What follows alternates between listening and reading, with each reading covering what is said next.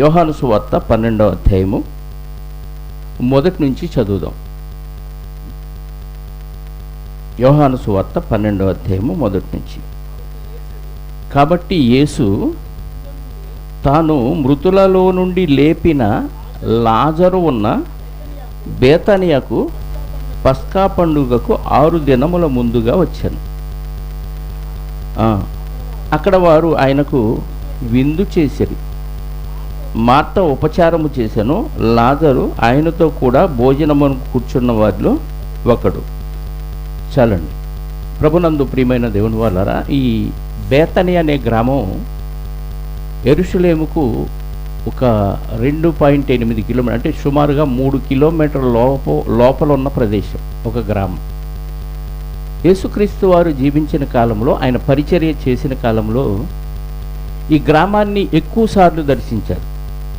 ఆ యెరూషలేము, ఆ చుట్టుపక్కల ప్రాంతాలని ఎక్కువగా దర్శించడం జరిగింది. అందులో ముఖ్యంగా ఈ ప్రాంతం యేసుక్రీస్తు వారికి చాలా ఇష్టం. ఈ ప్రాంతం ఎక్కువ సార్లు ఆయన దర్శించినట్టుగా మనకు కనపడుతుంది. అందులో ఈ ప్రాంతంలో ఈ గృహాన్ని యేసుక్రీస్తు వారు ఎక్కువగా దర్శించినట్టు కనపడుతుంది. అందుకే ఈ గృహం చాలా మేలు పొందుకుంది. అందుకే కృతజ్ఞత కూడిక ఏర్పాటు చేసుకున్నారు. యేసుక్రీస్తు వారిని పిలిచి ఆ కుటుంబ సభ్యులు కృతజ్ఞత కూడిక ఏర్పాటు చేసుకున్నారు. ఏంటి కారణం అని అంటే, మరియా మార్త అనేవాళ్ళు ఇద్దరు సహోదరులు. వారికి ఒక సహోదరుడు ఉన్నాడు, అతని పేరు లాజరు. లూకాసు వార్త 16 అధ్యాయంలో ధనవంతుడు లాజరు కాదండి. ఈ లాజరు వేరు, మరియా మార్తల సహోదరుడు. ఇతను వ్యాధి వచ్చింది.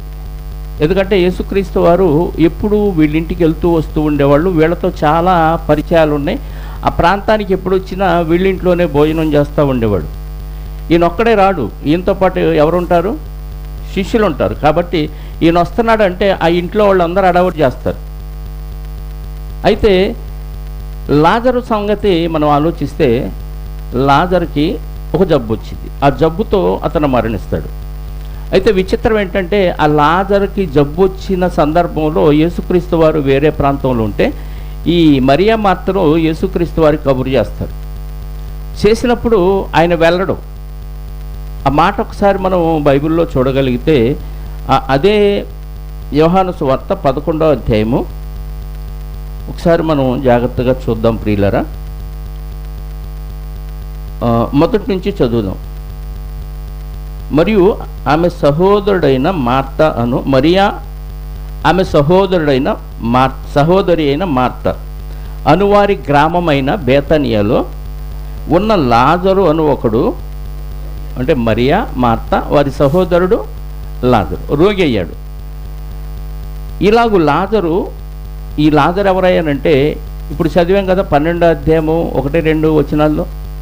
ఈ లాజరు ఎవరయ్యానంటే, అంతకుముందు తర్వాత చనిపోయి తిరిగి లేచిన తర్వాత అత్తరు పూసింది. దాని కింద వచ్చిన చదివితే మరియా యేసుక్రీస్తు వారికి అత్తరు పూసింది, విలువైన అత్తరు.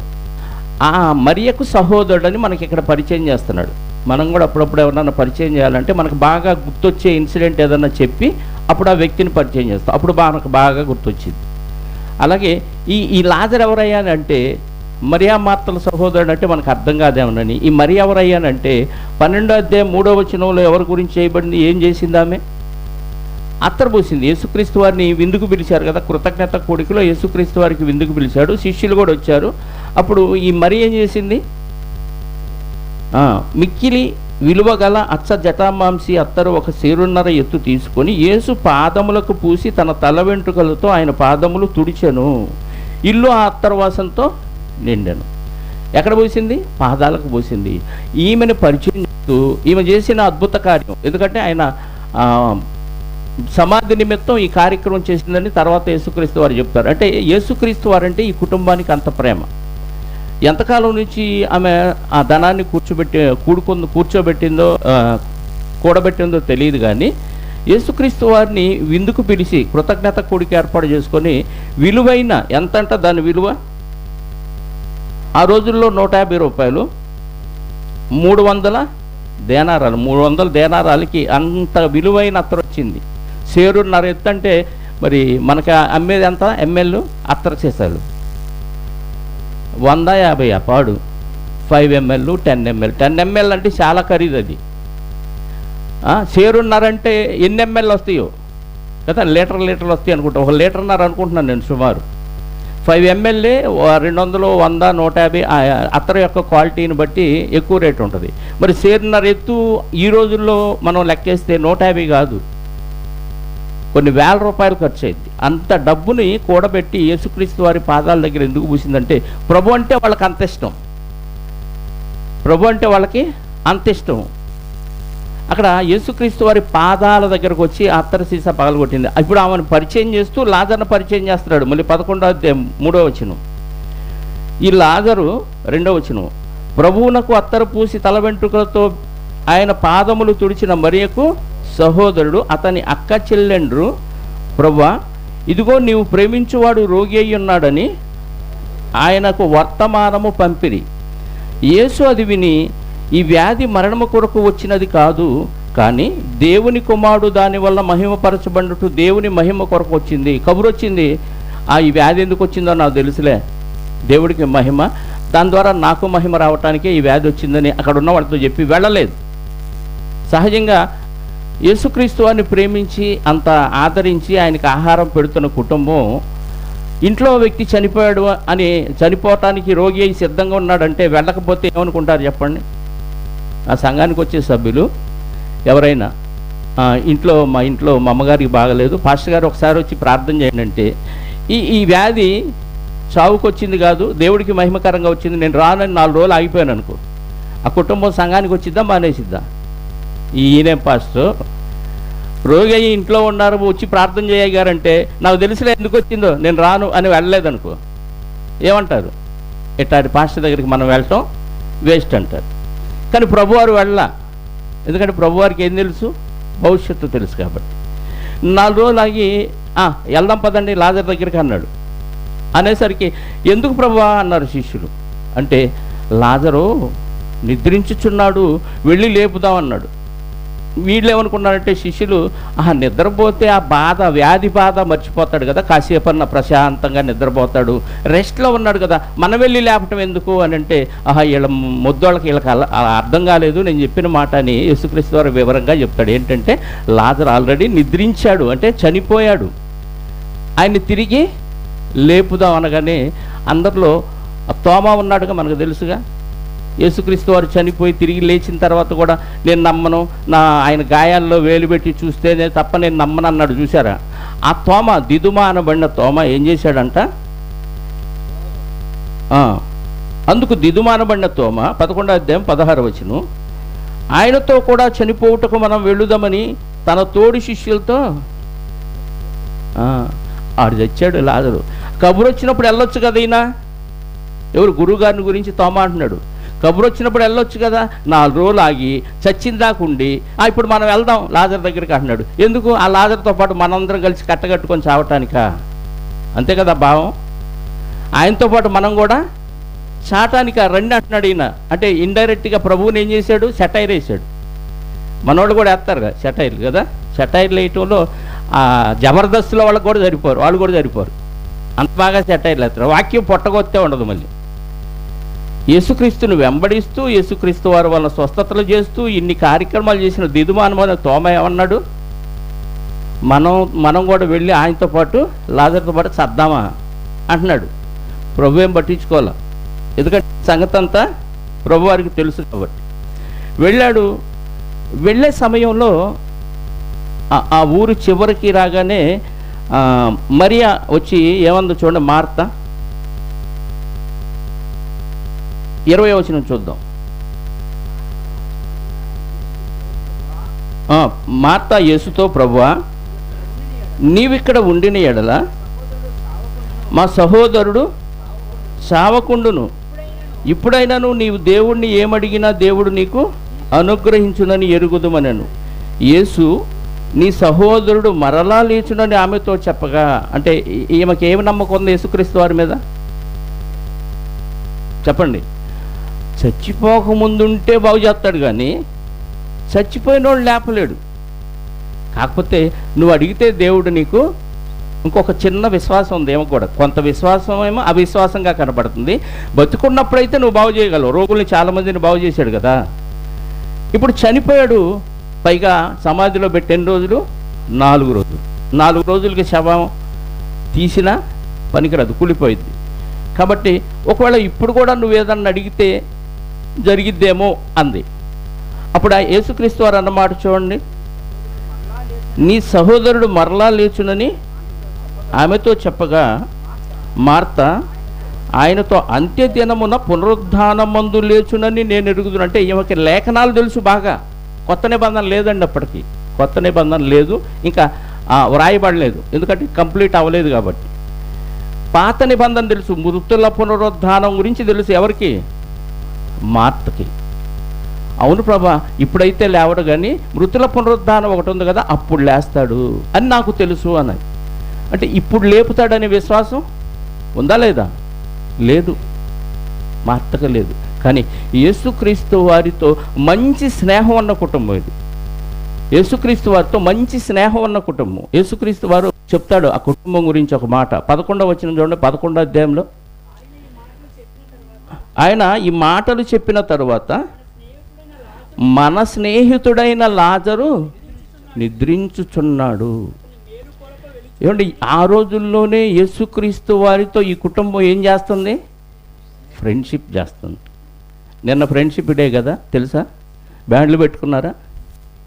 ఫ్రెండ్షిప్ బ్యాండ్లు కదా. ఆ రోజుల్లో యేసుక్రీస్తు వారు శిష్యులు కూడా ఇంకా స్నేహితులుగా అనౌన్స్ చేయలే. ఎక్కడ చేశాడంటే 15వ అధ్యాయంలో యోహాను సువార్తలో చేశాడు. ఆ 13-14 వచనాలు చదవండి. యోహాను సువార్త 15వ అధ్యాయము 13-14 వచనాల్లో, తన స్నేహితుల కొరకు తన ప్రాణము పెట్టువాని కంటే ఎక్కువైన ప్రేమ గలవాడు ఎవడు? అంటే ఫ్రెండ్ అంటే ఏంటి? దోచుకొని తినేవాడా? చెప్పండి. స్త్రీ పురుషులు కూడా లవ్ పేరుతో ఫ్రెండ్షిప్ అంటున్నారు. దొంగలు. అందం ఉంటే ప్రేమిస్తారు, లేకపోతే యాసిడ్ పోస్తారు కదా. తల్లిదండ్రులు ఒప్పుకోలేదని ప్రేయసిని నరికి చంపిన ప్రేమికులు ఉన్నారా? ఒకరితో ప్రేమించి మరొకరితో లేచిపోయిన ప్రేమికులు ఉన్నారా? ఇది స్నేహం కాదు, ఇది ప్రేమ కాదు. ప్రేమ అంటే చెప్తున్నాడు యేసుక్రీస్తు వారు, తన సహోదరుని కొరకు ప్రాణం పెట్టేవాడు. ఇంకా యేసుక్రీస్తు వారు ప్రాణం పెట్టకముందే ఆ కుటుంబాన్ని ఏం చేశాడు యేసుక్రీస్తు వారు? మరియా, మార్తా, లాజరు కుటుంబాన్ని స్నేహించాడు. అంటే మన స్నేహితుడు అంటున్నాడు చూడండి. 15వ అధ్యాయము, స్నేహితుని కంటే ప్రాణం పెట్టువాడు ఎక్కువైన ప్రేమ గలవాడు ఎవడూ లేడు. నేను మీకు ఆజ్ఞాపించిన వాటిని చేసిన ఎడల మీరు నా స్నేహితులయ్యుందురు. అంటే యేసుక్రీస్తు వారితో ఫ్రెండ్షిప్ చేయాలంటే ఏం చేయాలంట? చెప్పాలి. స్నేహం చేయాలంటే ఏం చేయాలి? ఆయన చెప్పిని చేయాలి. ఇప్పుడు మరియా, మార్తా, లాజరు యేసుక్రీస్తు వారు చెప్పిని చేస్తున్నారా? చేస్తున్నారు. కాబట్టి ఆయన మీద ఆయనకు నమ్మకం ఉంది. ఎందుకంటే ఇంకా మృతుల పునరుద్ధానం వాళ్ళు చూడలేదు కాబట్టి, పాత నిబంధనలో ప్రవచనాలను బట్టి చనిపోతే ఒకరోజు మృతుల పునరుద్ధానం ఉంటే ఆ రోజు మా తమ్ముడు కూడా లేస్తాడు, మేము కూడా చనిపోతే మేము కూడా లేస్తాం అనే విశ్వాసం వాళ్ళకు ఉంది. ఇప్పుడు లేస్తాడనే విశ్వాసం లేదు. అందుకే వెళ్ళగానే ఆమె ఆ మాట చెప్తుంది యేసుక్రీస్తు వారితో. చదువుదాం. 22వ వచనం, 24. మార్త ఆయనతో అంత్యదినమున పునరుద్ధానమందు లేచునని ఎరుగుదును. అందుకు యేసు, పునరుద్ధానమును జీవమును నేనే. నా యందు విశ్వాసం ఉంచువాడు చనిపోయినను బ్రతుకును, బ్రతికి నా యందు విశ్వాసం ఉంచువాడు ఎన్నటికి చనిపోడు. ఈ మాట నమ్ముచున్నావా అని ఆమెను అడిగాను. ఏమండి, ఈ మాట ఈరోజు ఎంతమంది నమ్ముతున్నారు చెప్పండి? చచ్చిపోతే యేసుక్రీస్తు వారిలో నా జీవం ఉంది, నన్ను తిరిగి లేపుతాడనే విశ్వాసం ఎంతమందికి ఉంది? ఎక్కువ మంది క్రైస్తవులకి ఈ విశ్వాసం లేదు. ఎక్కువ మంది క్రైస్తవులకి శరీర సంబంధమైన అవసరాల కోసం ప్రభు దగ్గరకు వస్తున్నారు తప్ప, చనిపోతే బ్రతికిస్తాడు, బ్రతికి నా యందు విశ్వాసం ఉంచువాడు నిత్య జీవం గలవాడన్న విశ్వాసం చాలామంది క్రైస్తవుల్లో లేదండి. ఉంటే ప్రతి విషయంలో దేవుడికి కృతజ్ఞతలు చెల్లిస్తాం. యేసుక్రీస్తు వారు చెప్పిన మాటల ప్రకారంగా బ్రతికితేనే ఆయనతో మనం స్నేహితులు అవుతాం. దేవుడు మనల్ని పిలిచింది కూడా ఆయనతో ఫ్రెండ్షిప్ చేయడానికంట. కొరింథీ మొదటి పత్రిక 1:9 ఉంటుంది చూడండి. కొరింథీలకు రాసిన మొదటి పత్రిక 1వ అధ్యాయము 9వ వచనం. మన ప్రభు అయిన యేసుక్రీస్తు అను తన కుమారుని సహవాసమునకు మిమ్మును పిలిచిన దేవుడు. ఏమంటే ఇలాంటి ఫ్రెండ్ ఎక్కడన్నా ఉంటాడా? మీ ఫ్రెండు నీ దగ్గర మిఠాయి ఉంటే ఉంటాడు, నీ దగ్గర డబ్బులు అయిపోయినాయి, మిఠాయిలు అయిపోయినాయి, ఏమి లేవు, నువ్వు పేదవాడువో పేదరాలు అయిపోయావు, ఇప్పుడు ఫ్రెండ్ అవుతాడా? అవడు. ఫ్రెండ్ దాకా ఎందుకంటే బంధువులే, నీకేమి లేకపోతే ఆడెవడోనండి మాకు బీరకాయ పీసు చుట్టం అంటాడు. నువ్వు దూరపు చుట్టమైనా నీ దగ్గర డబ్బు ఉంటే, మా జిగిరి దోస్తండి, మా పక్కన వాళ్ళు మా రక్త సంబంధం అండి, మేము వాళ్ళు ఒకటే అంటారు. మనుషుల తత్వం అది. కానీ యేసుక్రీస్తు వారితో ఫ్రెండ్షిప్ చేయడానికి దేవుడు మనల్ని పిలిచాడంట. ఆయన ఫ్రెండ్గా నువ్వు కలిగి ఉంటే, యేసుక్రీస్తు వారే మీరు నా స్నేహితులు అనే స్టేజ్లో మనం బతుకుంటే చనిపోతే తిరిగి లేపుతాడంట. ఆ విశ్వాసం ఈ కుటుంబానికి ఉంది. బేతని అనే చిన్న గ్రామం, బేతని అనే చిన్న గ్రామం. బేతని అంటే ఖర్జూరపు పండ్ల ఊరు, లేదా ఖర్జూరపు పండ్ల ఇల్లు, ఖర్జూరపు పండ్ల ఉనికి అనే అర్థం బేతని అనే గ్రామానికి. ఆ చిన్న గ్రామంలో ఈ చిన్న కుటుంబం ఉంది. యేసుక్రీస్తు వారు చివర పస్కాకి యెరూషలేముకు వెళ్ళటానికి ముందు గాడిదనెక్కుతాడు కదా. ఆ గాడిదనెక్కేటప్పుడు కూడా గాడిద ఎవరింట్లోంచి తెప్పించుకున్నాడు అనుకుంటున్నారు? ఒకసారి చూడండి, ఏ గ్రామం దగ్గర ఉండి పిలిపించాడు. మత్తయి సువార్త లేదా లూకా సువార్త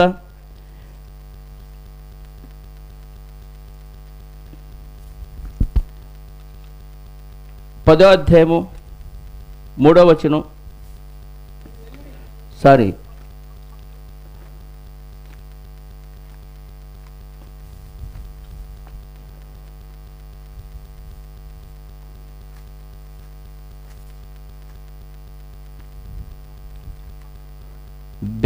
బేతనియా బేత్బాగ్ అనే గ్రామం దగ్గర ఎదురుగా వచ్చినప్పుడు ఆయన పిలుస్తాడండి.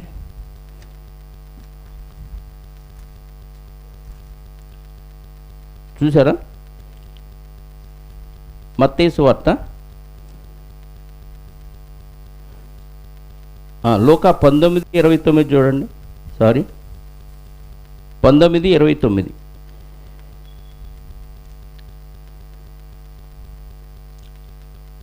లూకా 19:29.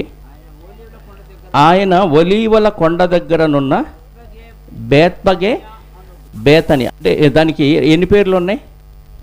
బేత్పగే బేతని అనే గ్రామం దగ్గరకి సమీపమునకు వచ్చినప్పుడు తన శిష్యులను పిలిచి, ఎదుర్కొన్న గ్రామానికి వెళ్ళండి, నాకు అందులో మీరు ప్రవేశించగానే కట్టబడి ఉన్న ఒక గాడిద పిల్ల మీకు కనబడును, దాన్ని మీరు విప్పి, దాని మీద ఎవడో ఎన్నడూ కూర్చోలేదు, దాన్ని విప్పి తోలుకొని రండి. ఎవడైనా మీరు ఎందుకు విప్పుచున్నారని అడిగితే ఇది ప్రభువునకు కావలసినదని చెప్పడు, వారిని పంపాను. వెళ్ళి పంపించాడు. అంటే ఏ గ్రామం ఇది? బేత్పగే బేతనియా గ్రామం. ఎవరున్నారు అక్కడ? యేసుక్రీస్తు వారికి తెలిసిన వాళ్ళు, బాగా యేసుక్రీస్తు వారికి ఫ్రెండ్షిప్ చేసిన వాళ్ళు ఎవరున్నారు? మరియా మార్తల కుటుంబం. ఈ బేత్పగే బేతనియా అనే గ్రామం ఏ పర్వతానికి దగ్గరగా ఉందంట? ఒలీవ కొండ. యేసుక్రీస్తు వారు ప్రతిరోజు రాత్రి ఎక్కడికి వెళ్తారు? ఒకసారి అదే లూకా సువార్త 22వ అధ్యాయము 39వ వచనం చూడండి.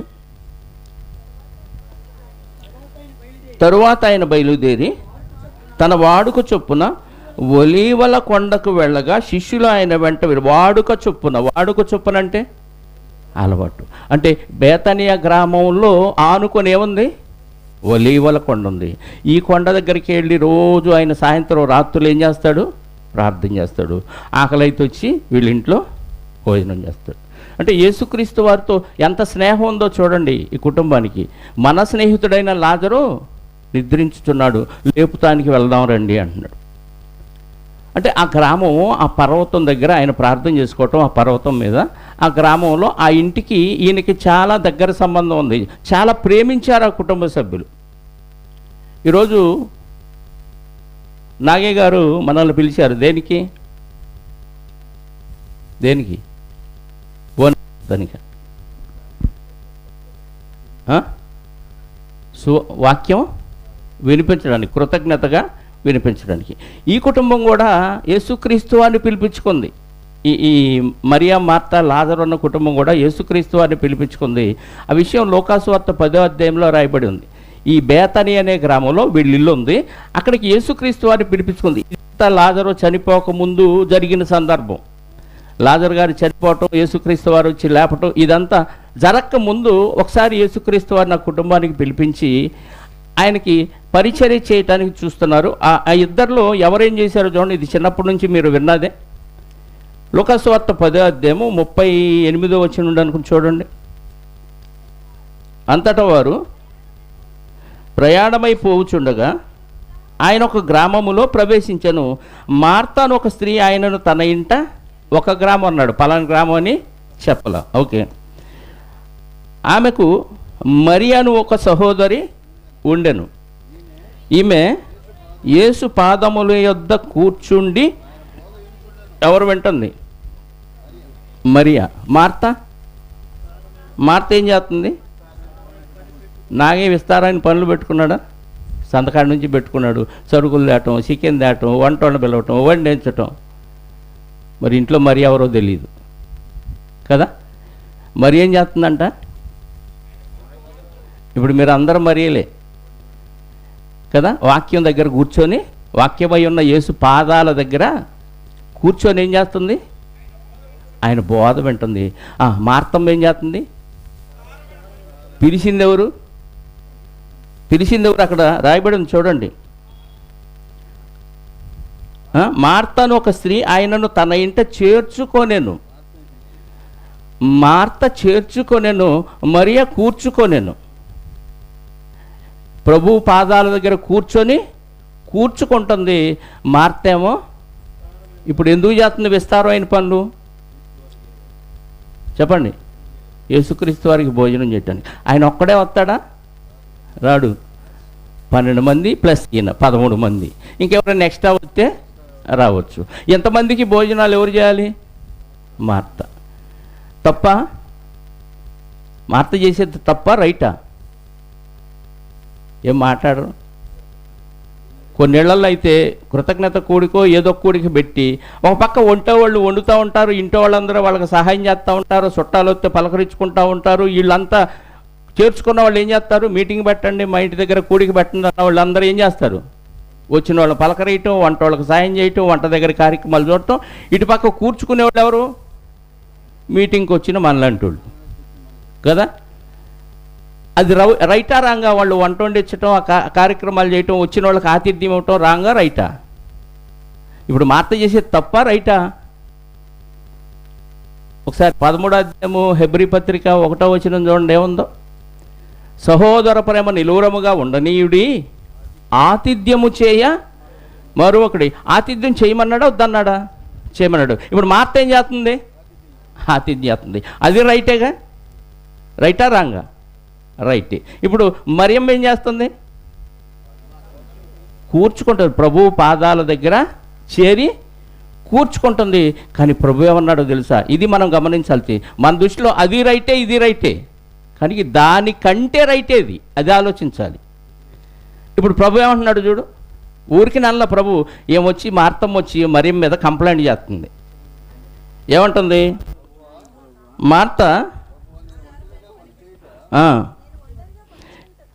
నేను ఒంటరిగా పనిచేయుటకు నా సహోదరు నన్ను విడిచిపెట్టినందుకు. ఏంటి ప్రభా, ఆలోచించకత్తా, నీకు ఇన్ని విషయాలు తెలుసు, నేను చెప్పాలా? చింతలేదేంది? నేను ఒక్కదాన్నే ఇరగ తీసుకొని, ఒళ్ళంతా ఇరగ తీసుకొని నీకు వంట చేసి పెడుతున్నాను కదా. ఆమె ఏమో ఖాళీ కూర్చొని నీ దగ్గర వాక్యం అంటుంది. నీకేంటి చింతలేదా? వెళ్ళు మీ అక్కకి పని చేయి, సపోర్ట్ చేయి, హెల్ప్ చేయి అని చెప్పవేంటి? ప్రభువుకే బోధ చేస్తుంది. ఎవరు? చేర్చుకుంది ఎవరు? మార్త. చేర్చుకున్నామేం చేస్తుంది? చెడగొడుతుంది. అంటే పనులన్నీ అయిపోయినాక ఖాళీ ఉంటే అప్పుడు చూద్దాం అనుకుంటుంది. మనం కూడా భోజనానికి ప్రాధాన్యత ఇస్తామా, వినటానికి ప్రాధాన్యత ఇస్తామా? చేర్చుకుంది నాగయ్య, కూర్చుకుంటుంది మనమే కదా. ఏది బెటర్? ఎవరు బెటరు? మనమే బెటర్. సరిగ్గా కూర్చుకుంటే బెటరు. ఖాళీ బొచ్చి ఇంటికి తీసుకెళ్తే ఉపయోగం ఏం లేదు. ఏం చెబుతుంది? ప్రభువా చెత్తలేదా, నాకు సహాయం చేయమని మరియమ్మతో నువ్వు చెప్పవేంటి అని అంటే, యేసుక్రీస్తు వారు చర్నాకోలు తీసుకొని ఒకటి వేసాడు. ఈరోజు మీకు కూడా అదే వేస్తున్నా, చదవండి. అందుకు ప్రభు మార్తా ఒకసారి జ్యోతి సరిపోయింది కదా, నేను అనుకుంటాను అబ్బా అని కొట్టుకొని ఉంటాడు. ఇంకా నీకు అర్థం కాలేదా మార్తా? ఎప్పుడు అంటాం అలా? 2 సార్లు. కోపం వచ్చినప్పుడేనా? ఎంత చెప్పినా అర్థం కానప్పుడే కదా. మార్తా మార్తా అని నాకు కొట్టుకొని ఉంటాడు అనుకుంటున్నా. మార్తా మార్తా, నీవు అనేకమైన పనులను గూర్చి తొందరపడుచున్నావు, కానీ అవసరమైంది ఒక్కటే. ఏముంది ఫుట్ నోట్లో? అవసరమని కొన్నియే అని పాఠాంశము. అవసరమైంది ఒక్కటే. మరియ ఉత్తమమైన దాన్ని ఏర్పరచుకొను, అది ఆమె యొద్ద నుండి తీసివేయబడదని ఆమెతో చెప్పాను. ఏమంటే ఉత్తమమైన దాన్ని ఏర్పరచుకుంటున్నారా, ఉత్తదాన్ని ఏర్పరచుకుంటున్నారా? ఈ మాటలో చాలా లోతైన భావం ఉంది తెలుసా మీకు? మనం ఈ లోకంలో ఉత్తదాన్ని ఏర్పరచుకుంటున్నాం. భోజనం, నేను చాలాసార్లు చెప్తాను, నువ్వు భోజనం పెట్టకపోయినా పర్లేదు, వాక్యానికి ప్రాధాన్యత ఉంటేనే ఏర్పాటు చేయండి. భోజనం లేకపోయినా పర్లేదు, పస్తుండి ఉపవాసం అని పేరు పెట్టుకుందాం దానికి.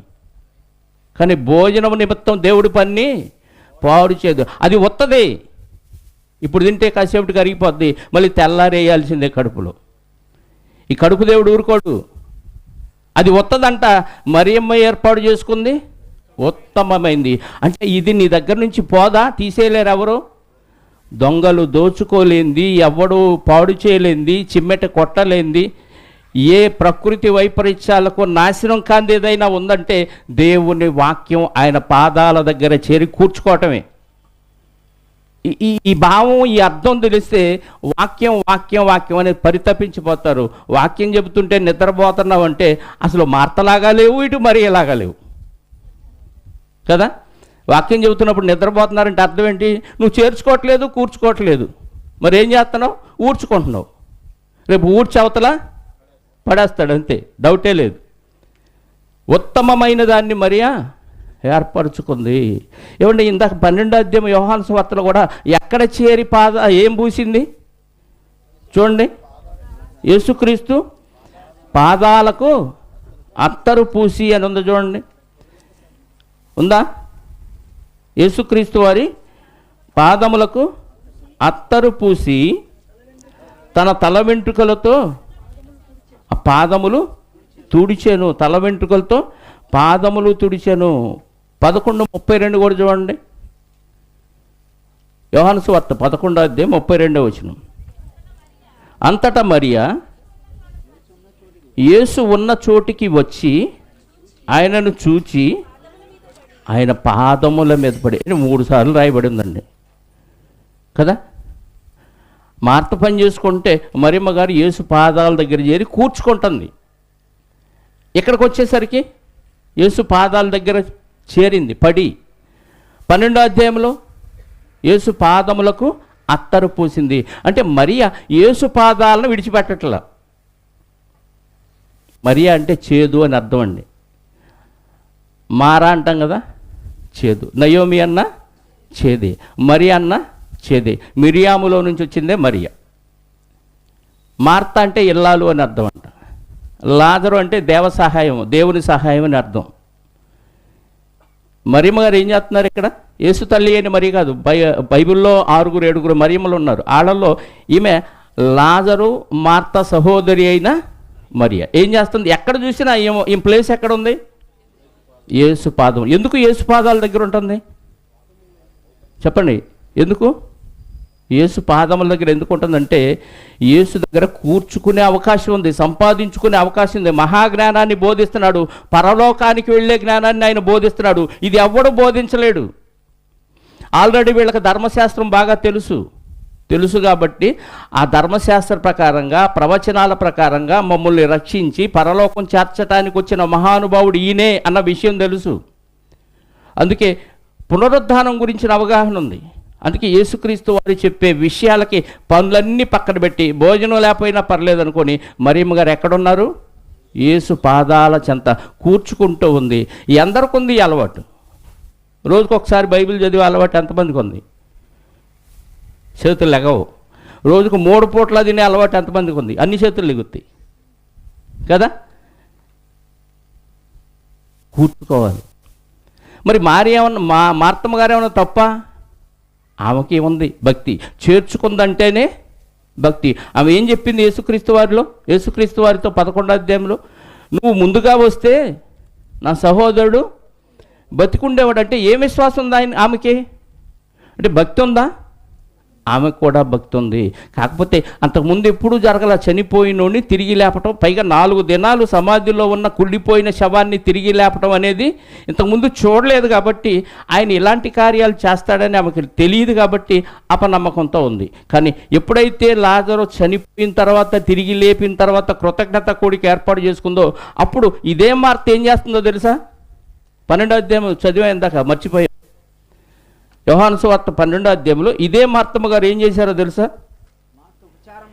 మార్త ఉపచారము చేశాను. అంతకుముందు ఇంట్లో పనులు చేసుకుంటుంది. ఇప్పుడు ఎప్పుడైతే చనిపోయిన లాజరును తిరిగి లేపాడో, కృతజ్ఞత కూడిక ఏర్పాటు చేసుకున్నాడో, అప్పుడు మార్త కూడా వచ్చి ఏం చేస్తుంది? ప్రభువుకి ఉపచారం చేస్తుంది. మారిపోయిందా? ఎప్పుడు అలాగే ఉంటుందా? భక్తిలో పెరిగింది. నిజమైంది. నా చెల్లో అక్కవో మరియమ్మ ఏమో చేసేది కరెక్టు, నేను కూడా ప్రభువుకి ఉపచారం చేయాలి అని ప్రభువు దగ్గరకు వచ్చిందండి. పనులు విడిచిపెట్టింది. లేకపోతే పనులన్నీ ముందు చేసుకుందేమో ఒకవేళ. ఇప్పుడు కూడా మనం వచ్చేసరికి వంటలన్నీ చేసి పక్కన పెట్టేశారు కదా. పనులన్నీ పక్కన పెట్టి కూర్చుకోవటానికి సిద్ధపడ్డారు. ఎప్పుడైతే చనిపోయిన లాజర్ని తిరిగి లేపాడో ప్రభువారు, వెంటనే వీళ్ళకి విశ్వాసంలో బలం పెరిగిపోయింది. అందుకే ప్రభువు దగ్గరకు వచ్చి ఏం చేస్తుంది? ఉపచారం చేస్తుంది. ప్రభు దగ్గరకు వచ్చి ఉపచారము చేస్తుంది. ఈ గ్రామాన్ని యేసుక్రీస్తు వారు విడిచిపెట్టల. చివరికి శిలువలో చనిపోవటానికి ముందు వెళ్ళేటప్పుడు కూడా ఎక్కడికి వెళ్ళాడని చదివాం ఇందాక లూకాసు వార్తలో. ఒలీవల కొండ సమీపంలో, బేతనియా సమీపంలో ఉన్న ఒలీవల కొండకు ప్రార్థనకి వెళ్ళాడు. అంటే బేతనియా గ్రామానికి అంటి పెట్టుకొని ఉంది ఒలీవల కొండ. యేసుక్రీస్తు వారు చనిపోయి తిరిగి లేచిన తర్వాత కూడా 40 దినాలు అనేక మందికి కనిపించాడండి. కనిపించి ఎక్కడికి తీసుకెళ్ళి వెళ్ళని పునరుద్ధానంలో పైకి వెళ్ళిపోయాడో తెలుసా? ఆరోహణం అయ్యాడో తెలుసా? మాట చూడండి, 24వ అధ్యాయం లూకాసు వార్త 24వ అధ్యాయము 50-51 వచనాలు. ఆయన బేతనియా వరకు వారిని తీసుకొని పోయి చేతులెత్తి వారిని ఆశీర్వదించెను. వారిని ఆశీర్వదించుచుండగా ఆయన వారిలో నుండి ప్రత్యేకించబడి పరలోకమునకు ఆరోహణుడాయను. ఆయన 3.5 సంవత్సరాల్లో బేతనియా గ్రామంతో ఎక్కువ కనెక్షన్ ఉంది. ఎందుకంటే ఈ గ్రామంలో ఈ కుటుంబం ఏమైంది? యేసుక్రీస్తు వారిని చేర్చుకుంది. యేసుక్రీస్తు వారితో ఫ్రెండ్షిప్ చేసింది. కాబట్టి పునరుద్ధానుడయ్యి ఆరోహణం అయ్యే సమయంలో కూడా బేతనియా దగ్గరున్న ఒలీవల పర్వతానికి వెళ్ళి అక్కడి నుంచి ఆరోహణం అయ్యాడు. రోజు ప్రార్థనకు కూడా ఆ ఒలీవల కొండ మీదకి వెళ్ళి ప్రార్థన చేస్తున్నాడు. ఎక్కడికి తిరిగి వచ్చిన సేద తీరాలి, 4 మెతుకులు తినాలంటే ఈ కుటుంబమే యేసుక్రీస్తు వారిని చేర్చుకుంది. ఆ కుటుంబం భక్తిలో బాగా డెవలప్ అయింది. కాబట్టి ధర్మశాస్త్రం కూడా వాళ్ళకి బాగా తెలుసు. కాబట్టి రాబోతున్న రక్షకుడు ఈయనే అనే విశ్వాసం ఉంది. కాబట్టి వాక్యంలో బాగా బలపడింది. ఇలాంటి కుటుంబంగా నీ కుటుంబం, నా కుటుంబం ఉంటే, యేసుక్రీస్తు వారిని చేర్చుకొని కూర్చుకునే కుటుంబంగా ఉంటే చనిపోయినా తిరిగి లేపుతాడు అని లాజరు సాక్ష్యం మనకు కనపడుతుంది. మన ఇంట్లో వాళ్ళందరూ చనిపోయినా క్రీస్తు 2వ రాకడలో అందరినీ తిరిగి లేపుతాడనే విశ్వాసం మనలో బలపడింది. ప్రియులారా, ఎప్పుడు వచ్చింది? ఆయన్ని చేర్చుకొని ఇంట్లో ఆయన పాదాల దగ్గర కూర్చుని ఏమున్నా ఏం లేకపోయినా, లోకాన్ని చూసి లోకాశల్లో బ్రతుకుతూ మనం ఇలాగే వెళ్ళిపోయామనుకోండి, లోకంతో పాటు అందరూ కలిపి కట్టగట్టి నరకానికి పంపిస్తాడని చెప్తుంది బైబిల్.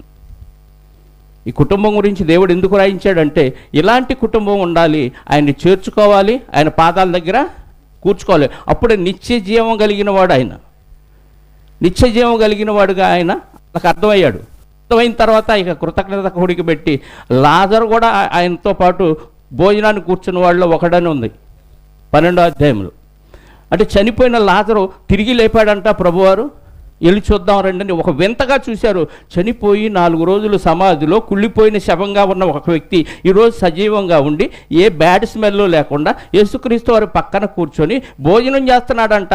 ఆ వింత చూద్దాం పదండి అని చాలామంది వచ్చారంట. ఆశ్చర్యపోయారు. ఆ దెబ్బతో చాలామంది ప్రభువుని నమ్ముకున్నారు. ఈరోజు యేసుక్రీస్తు వారిని కేవలం అవసరాల కోసం, స్వస్థతల కోసం, ఆరోగ్యాల కోసం అంగీకరించే విధంగా చాలామంది ప్రేరేపిస్తున్నారండి. పేర్లు పెట్టి పిలుస్తున్నారండి. అదేమంటే బైబిల్లో వాక్యాలు పడుకుంటున్నారు. నేను వాళ్ళందరికీ ఈ సభాముఖంగా చెప్పేది ఏంటంటే, నేను ఎవరిని అవమానపరచట్లేదు, ఉన్న వాస్తవం చెబుతున్నాను. పేర్లు పెట్టి పిలిచాడు కదా. ఇప్పుడు యేసుక్రీస్తు వారు కూడా పేర్లు పెట్టి పిలిచాడు. ఇదిగో ఇక్కడ చనిపోయిన లాజర్ని ఏం పిలిచాడు ఒకసారి చూడండి. 12వ అధ్యాయంలో 11 యోహాను సువార్తలో ఇలా పిలిస్తే ఎవరైనా వచ్చారనుకోండి వాడికి స్వస్థత వరాలు ఉన్నాయని అంగీకరిద్దాం. 11వ అధ్యాయము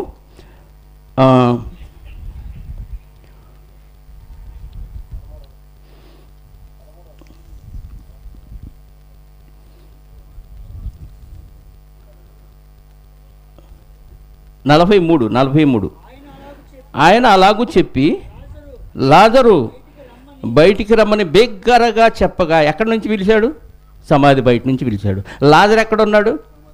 సమాధిలో ఉన్నాడు. ఇలా పిలవండి. ఎర్రచీర కట్టుకున్న మార్తమ్మ నూరా ఈ కాదు. సమాధిలో 4 రోజులు కుళ్ళిపోయిన శవంగా ఉన్న వ్యక్తిని సమాధుల దగ్గరికి వెళ్ళి ఆయన పేరు పెట్టి పిలవాలి. పిలిస్తే ఆ వ్యక్తి ఏం చేయాలి?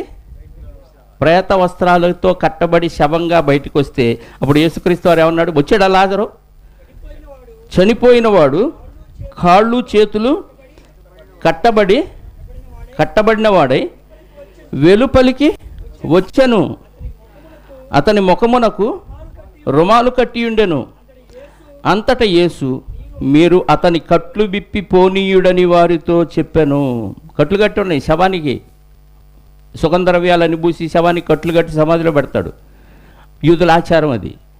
సమాధిలో 4 రోజుల క్రితం చనిపోయి కుళ్ళిపోయిన శవాన్ని పేరు పెట్టి లాజరు బయటికి రా అంటే ఏమైంది? శవం సమాధి బద్దలైపోయి శవం బయటకు వచ్చింది. కట్లు మాత్రం మీరు ఇప్పేయండి. శవాన్ని లేపటం నా పని, కట్లు ఇప్పటం. ఎందుకంటే కట్లు కట్టేది మీరే కదా. అది చేయొద్దు, ఇది చేయొద్దు. వాక్యంలో ఉన్నది చేయొద్దు అని చెప్పరు. లోకంలో ఉన్న పనికిమాలిన సిద్ధాంతాలన్నీ ఎవరు చెప్పాడో తెలియదు కానీ అది చేస్తే అరిష్టం, ఇది చేస్తే అరిష్టం. పనికిమాలిన సిద్ధాంతాలన్నీ కట్లు కట్టేది ఎవరు? మనమే. అందుకే మీరే ఇప్పండి కట్లు అన్నాడు. వాళ్ళు కట్లు ఇప్పాడు. లాజర్ హ్యాపీగా ఈయనతో పాటు భోజనానికి కూర్చున్నాడు. అలా పిలవాలి.